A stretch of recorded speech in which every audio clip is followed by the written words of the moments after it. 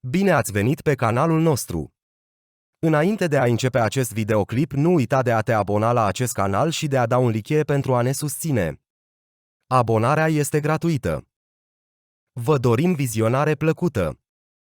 Tahsin face tot ce stă în putință pentru a o găsi pe Sumru și se învinovățește pentru că s-a îndoit de ea. După toate dezamăgirile prin care a trecut, Sumru este rănită, dar hotărâtă să-și refacă viața departe de trecut. Nici măcar marile evenimente din casa Shansalan nu o pot abate de la drumul ei. Pleacă în alt oraș, se mută la o prietenă și primește o ofertă de muncă foarte bună, devenind directoare. Nici vestea morții lui Samet, nici faptul că Esat a fost arestat nu o convin să se întoarcă.